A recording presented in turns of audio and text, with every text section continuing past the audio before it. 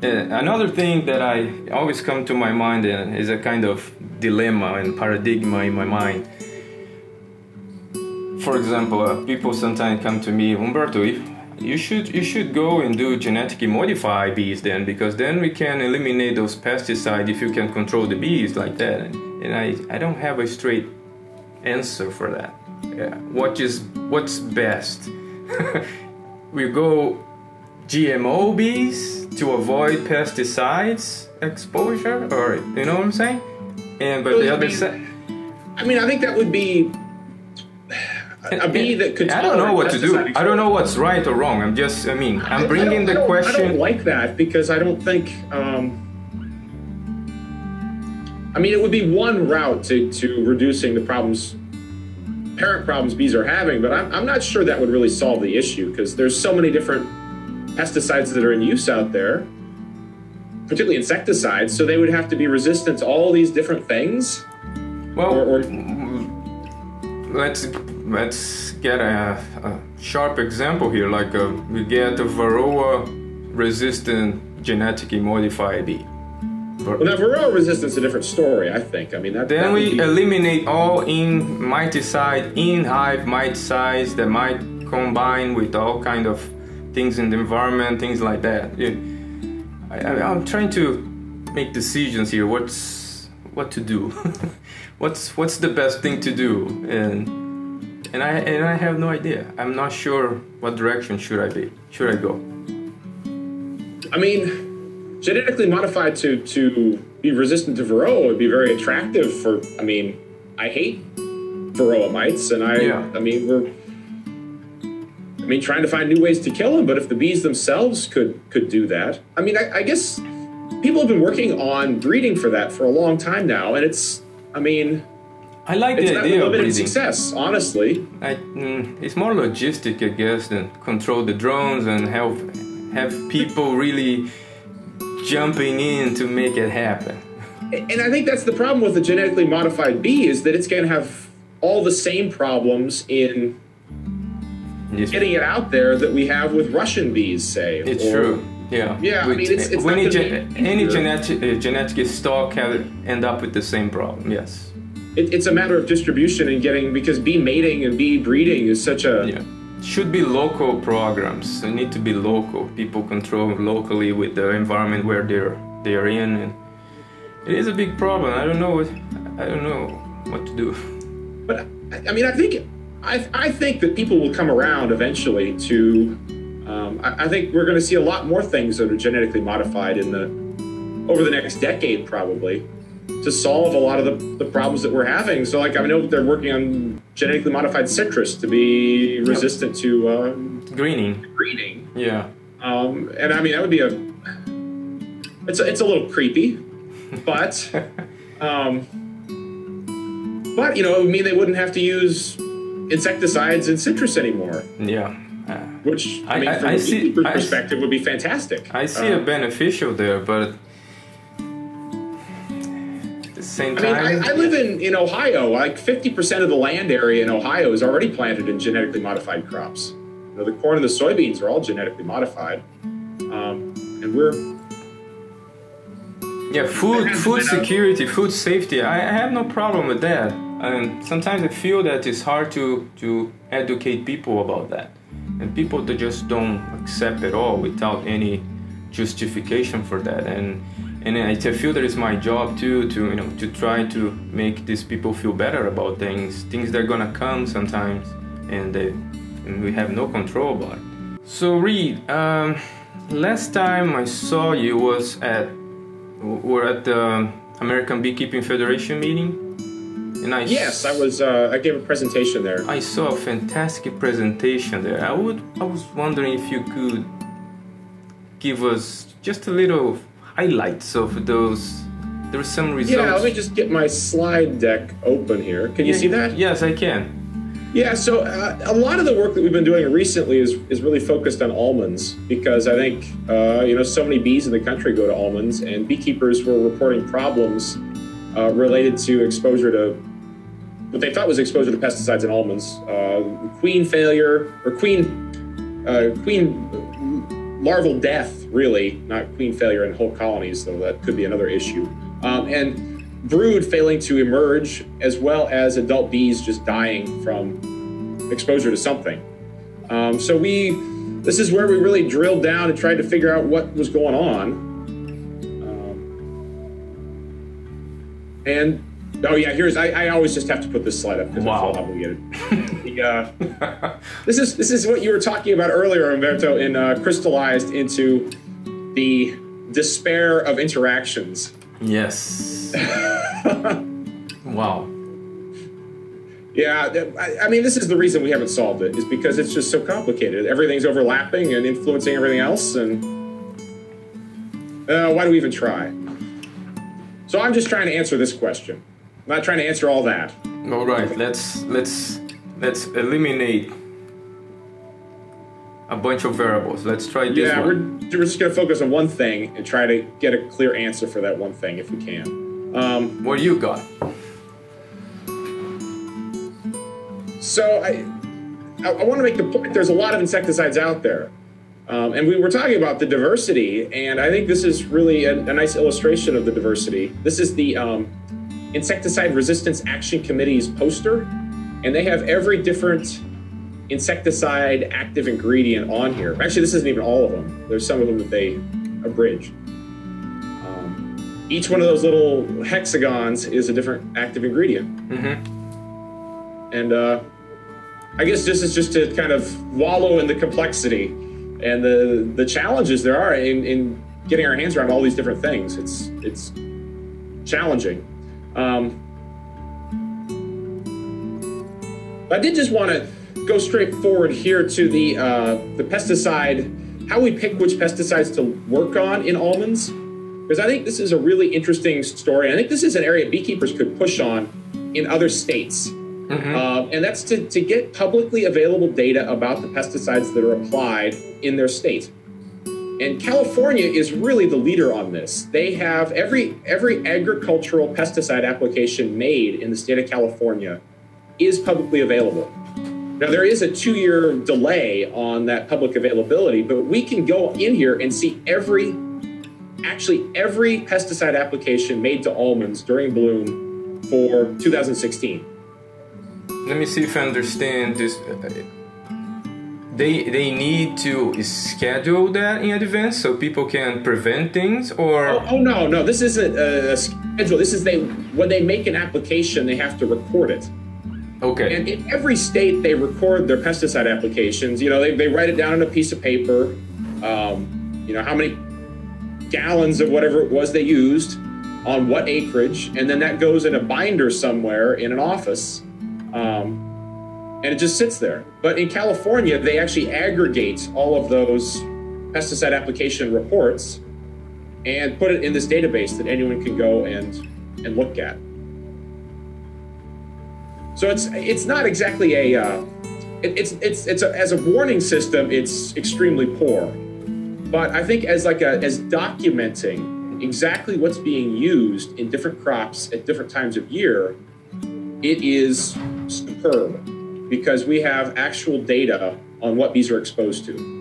Okay, I see that as a good research tool after something happened, and then we can go back and try to look at it, the possible explanation for events.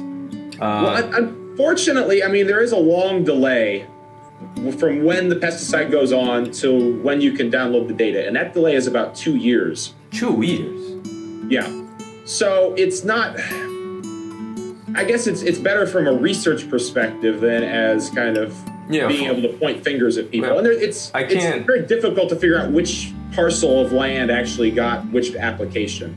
The way it's presented, you can't really tell. But this is, even with the problems, this is vastly better than anything anywhere else in the world has access to. This is the premier, pesticide reporting system in the world, is what you're looking at right here with the California Department of Pesticide Regulation.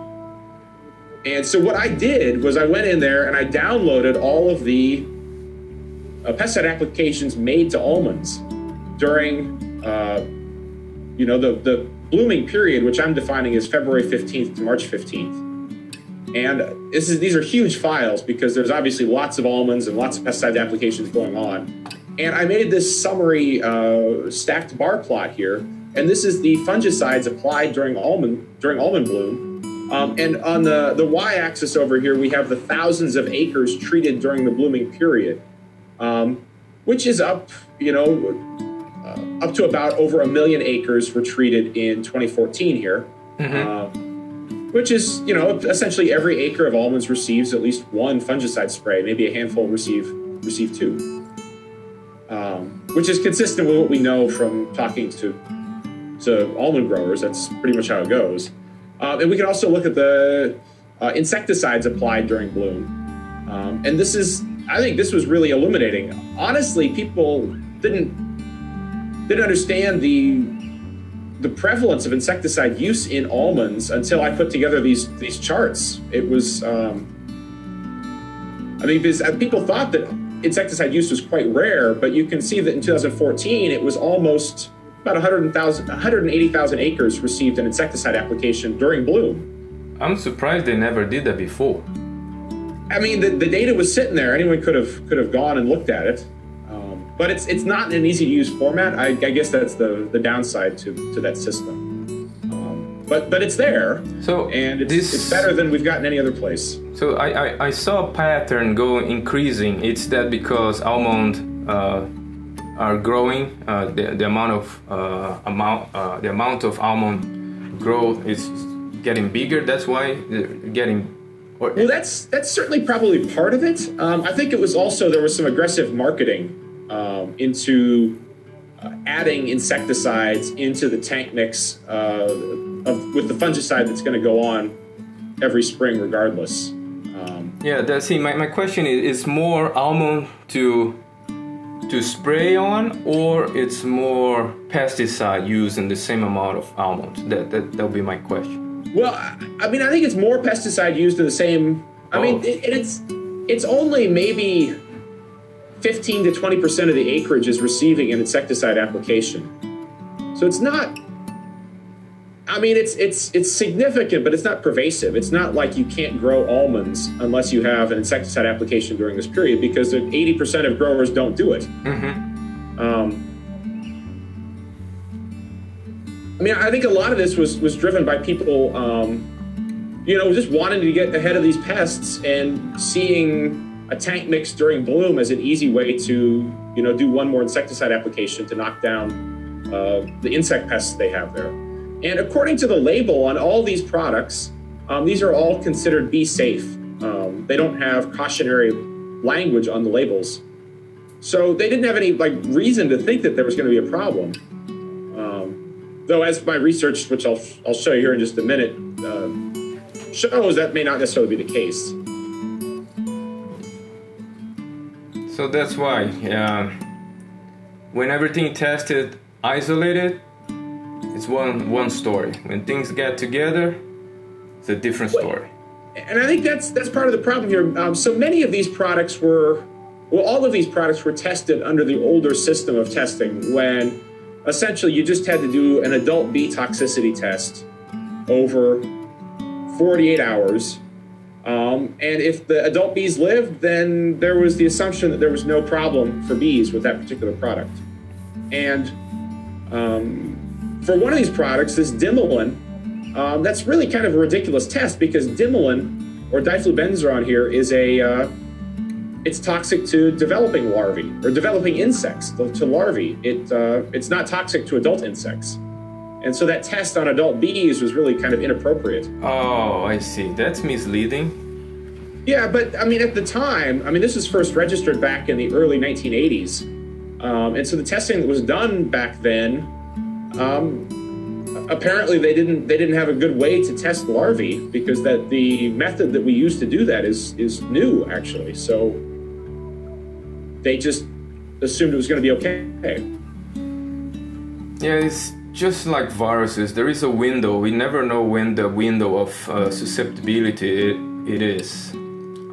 For example, and the form of wing virus too. For you to see the phenotype, the wing, the form, there is a very restricted window that where the receptors are exposed for the virus to to infect these cells, and depend of the age, the amount of virus that are in the system at the moment. So I think it might be the same. It depends of the age of the bees, or the physiological state of that bee and that moment, the bee get more susceptible or not to this specific pesticide. That might be the case. How can we do that? How can we test all possibilities? You know, bees are different. Not only by the age. We know the nurse bees are different from forage bees, but I also know that summer bees are different from winter bees, biochemically speaking. And how can we test the whole thing, the whole range of possibilities? Is a summer bee less sensitive to a pesticide compared with the winter bee? Do you have this kind of research? I mean, and I think it's there's undoubtedly differences there. Yeah, I should go back to that Venn diagram, and we can. Yeah, we go back there. Yeah, we need to. Well, so actually, you get to a good point. How do we test all the combinations? And I guess my approach is that we don't test them. Well, we do test them. I think we don't test it, and we ban everything. To the point. And then what we do is we just keep our eyes and ears open once these things are out in the market and being used. And we should listen when people see a problem. I love to hear people tell me. Me too. Their problems, because that is identifying a potential. If it's a pesticide issue, that's how we're going to find these pesticide issues. It's probably not through more testing in the lab. It's going to be through people, unfortunately, experiencing problems and then following that back to identify, maybe it is just summer bees, or maybe it's only third instar larvae that are especially affected by this, to narrow it down where this problem is that no one had been able to predict. I completely agree with you. I mean, and our testing is always going to be limited. We can only test so much. And I think this communication between beekeepers and researchers and the regulators, EPA has a role to play in this as well. In hearing those complaints and hearing people's experience, that we can start to put the pieces together when the testing fails. And the testing will always fail. We can't ever test enough. It's just impossible. That's true. So we need to be aware. And I mean, they do this in human medicine too. When they develop a new drug, they do lots and lots of, hundreds of millions of dollars of testing on that new drug, but they can never test it completely. And so they go into what's called phase 3 testing, which is putting it on the market and having people take it. And up to that point, they think it's safe with all the testing they've done, but they are also they're being vigilant and watching for any problems that crop up with that new medicine, to identify problems that they could not have even conceived of or even thought to test, because it's a complicated world, and we're not going to be able to think of all the tests to do ahead of time. So there's a huge component of beekeepers reporting these things. I think that's a really major way that we can solve these problems, is by working together.